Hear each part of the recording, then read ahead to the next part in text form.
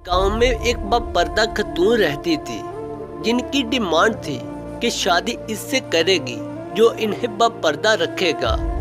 एक नौजवान इस शर्त पर निकाह के लिए रजामंद हो जाता है।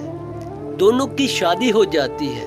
वक्त गुजरता रहता है, यहाँ तक कि एक बेटा हो जाता है। एक दिन शोहर कहता है कि मैं सारा दिन खेतों में काम करता हूँ, खाने के लिए मुझे घर आना पड़ता है, जिससे वक्त का ज़ाया होता है।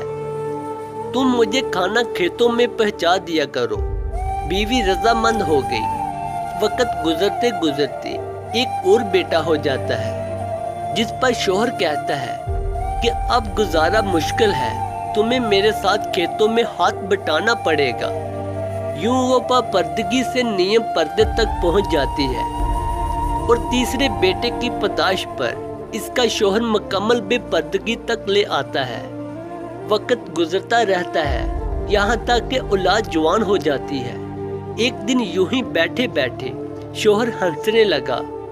बीवी सबब पूछती है तो कहता है कि बड़ा तू पर्दा पर्दा करती थी, आखिरकार तेरा पर्दा खत्म हो गया।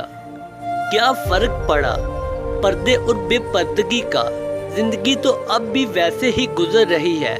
वो बोलती है कि तुम साथ वाले कमरे में छुप जाओ, मैं तुम्हें पर्दे और बेपर्दगी का फर्क समझाती हूँ। शोहर कमरे में छुप जाता है।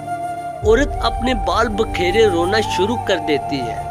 पहले बड़ा बेटा आता है, रोने का सबब पूछता है।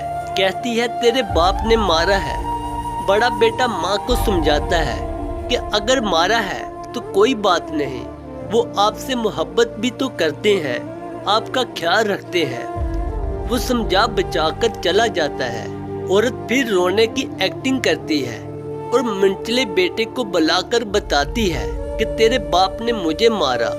मंचला बेटे को गुस्सा आता है। वो बाप को बुरा भला कहते हुए माँ को समझा बचाकर चुप करवाकर चला जाता है। आखिरकार औरत यही ड्रामा छोटे बेटे के सामने करती है।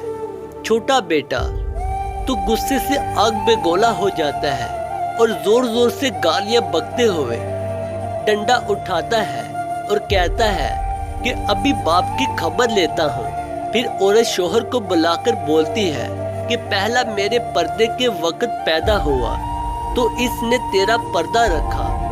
दूसरा नियम, पर्दे के जमाने में पैदा हुआ तो तेरी आधी लाज रख ली। जबकि तीसरा जो मुकम्मल बेपर्दगी के जमाने में हुआ तो वो मुकम्मल तौर पर तेरी इज्जत का पर्दा उतारने गया है। वह है कि अल्लाह ताला हम सबको इसे आगे फैलाने की और इसे समझने की तौफीक अता फरमाए।